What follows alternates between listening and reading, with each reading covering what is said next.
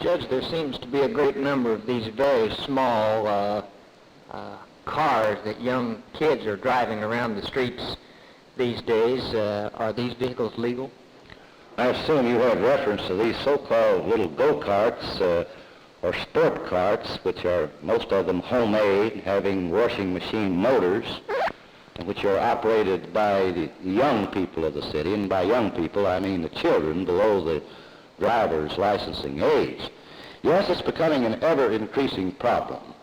And from a safety standpoint, I think it's becoming very exigent because these vehicles are illegal per se. They're not licensed. They have no headlights. They have inadequate brakes. They can attain speeds up to 35 miles an hour. They're operated in 99% of the cases by youngsters below the age of 14, and certainly below the age of 16, and they're driven on the public streets. Other drivers cannot see them, and it's a very dangerous situation, and they're becoming more and more frequently seen on the streets.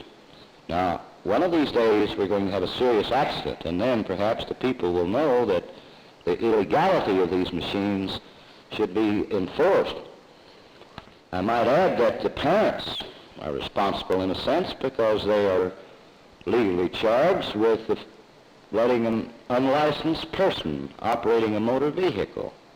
The child's going to drive it if the parents get the machine for him and authorize him to drive them on the streets. They're all right if you had a strip or a runway where they might be utilized, but unfortunately I know of none available, and the children are using the streets, and these machines are dangerous, and I want to emphasize that point.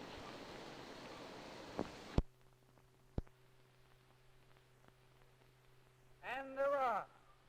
Tudor Era going to the lead, followed by Roundtable on the outside. Manassas, Nureddin passing the stands for the first time. Tudor Era leads by a length and a half. Roundtable is second. Manassas Racing third. Ecaba is fourth. Nureddin fifth. Anxious Moment sixth. One-Eyed King seventh. Santiago is eighth, and Martini trails. Moving out of the turn, going up the back stretch. Tudor Era leads by 2 lengths. Roundtable is second by a length and a half.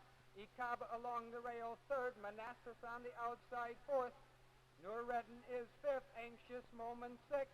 One-Eyed King seventh. Santiago eighth, and Martini trails. Halfway up the backstretch, Tudor Era leads by a length and 3/4. Roundtable is second. Ecaba Racing third. Manassas is fourth. Nureddin fifth. Santiago coming to sixth. They swing around the far turn. Tudor Era leads by 2 lengths. Roundtable is second. Along the rail, Ecaba third. Manassas coming on fourth. Nureddin is fifth. They swing around the far turn. That's Tudor Era leading by 2 lengths. Roundtable is second. Ecaba is third. And there goes Manassas in the fourth on the outside. Here they come, swinging out of the turn, entering the stretch. Tudor Era leads by a length. Roundtable on the outside is second. Ecaba third. Manassas is fourth. Coming to the 8th fall, that's Roundtable getting the lead. Roundtable leads by 1 length. Tudor Era is second. Ecaba Racing third on the outside. Nureddin, that's Roundtable. Roundtable by 3 lengths. Tudor Era is second. Nureddin closing ground third. They come to the wire. Roundtable winning by 3 lengths. Nureddin was second. Tudor Era finished third in the Stars and Stripes handicap from Washington Park.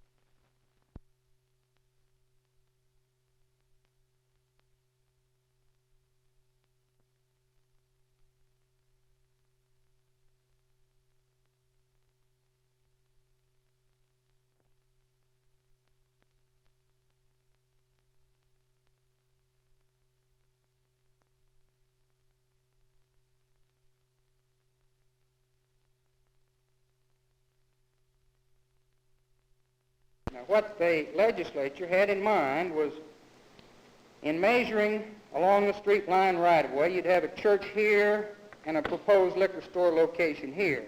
Measuring down the street line right-of-way, you could go 150 feet possibly this direction. Across the street, say maybe anywhere from 25 to 60 feet. and back up this line, and you had gone more than 300 feet, but in right-of-way distance, you were only 25 to 60 feet away from the church property. They further go on to say that it can't be located within the same block. Now, we feel that this section is ambiguous in the manner in which it's written, in that this could be meant to infer that you exclude streets right-of-ways when you're on the same side of the street, because a block has 4 sides. In other words, we don't contend, of course, that this board should ever issue a regulation or a rule where a man could put in a liquor store right across from the church, because I think the clear intent of the legislature was to prohibit such a situation. On the other hand, unless this rule is issued clarifying the matter, you may put people in a position where no street right-of-way can be counted, and that is going to be very essential.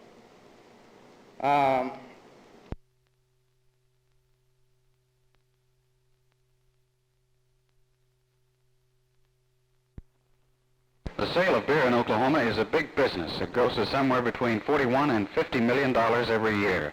It pays $500,000 worth of taxes every single month of the year. Now, a $50 million business is a big business. It hires lots of employees. It pays a lot of taxes. Just what effect on this business is the something new that's been added going to have, the sale of legal liquor? Well, we've talked to several beer wholesalers in Oklahoma City today. One of them said, frankly, he did not know what would happen, but if his business was hurt very much, he was sure going to vote dry in the next election. Others say that their business will be hurt. The length of time is estimated between 30 days and 4 months, and the amount of loss that will be sustained varies, the estimates of it vary between 10% and 20%. Based on the estimates of what happened in Kansas, the Oklahoma beer industry should feel the advent of legal liquor for about 3 months and suffer a revenue cut up from 15 to 20%. Then everything should return back to normal with average or even better than average sales of beer. Now, a lot of people are wondering just how the strong beer, the beer with an alcoholic content of greater than 3.2, is going to figure into this picture. Well, most of the wholesalers here in Oklahoma City seem to agree that strong beer will not hurt 3.2 sales. One man told us that since strong beer can only be sold at room temperature and 97% of the beer sold in grocery stores is already chilled, he doesn't think that the added amount of alcohol is going to make the difference if you have to take it home and chill it for 3 hours. In Kansas, after repeal, only 8% of the beer sold was the so-called strong beer, and the rest is 3.2 beer. The beermen aren't too sure about the effect of wine. Some people say that dinner wines are going to hurt the beer business. Other people say that the tax on wine is going to be too high and that it won't hurt them too much. The Oklahoma City police have told us that with the sale of wine, there will be a great deal less amounts of hair oil and other similar liquids consumed in Oklahoma City. So, according to what we've been able to find out today, we can't look for too great a change in the beer business in Oklahoma with the advent of legal whiskey. There will be no recessions, as near as we can find. There will be no layoffs in the wholesale or retail business. Perhaps there will be a temporary loss of business and tax revenue to the state of Oklahoma. But, as one man put it, Oklahomans have always had their whiskey, and after the novelty wears off, it will be business as usual.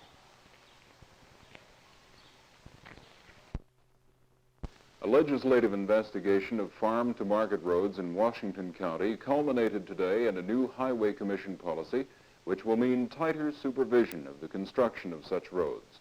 The House Committee, led by Representative Denzel Garrison of Bartlesville, asked the Commission to adopt a practice of building federal aid secondary projects on the basis of adequate design rather than the money involved.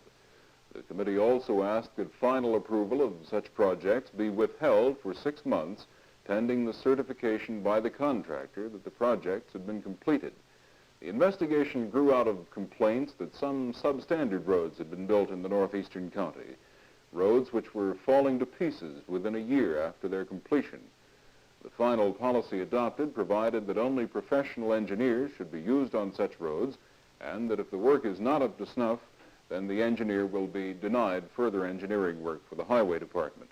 It also provides for 2 inspections a month by Highway Department personnel. For the first time in months, the Highway Commission met without the pressure of dwindling funds circumscribing their actions. With $78 million to spend in the next 2 years, their major task is to fairly divide the money into construction and maintenance budgets. That final division may come tomorrow, the second day of a 2-day meeting. Aside from the highway meeting and a gathering of the Liquor Control Board, the Capitol was virtually deserted as state employees enjoyed a well-deserved post-legislative rest. Tomorrow, the tempo should pick up, but probably not until January 1961 will it be as frantic as the pace of last week.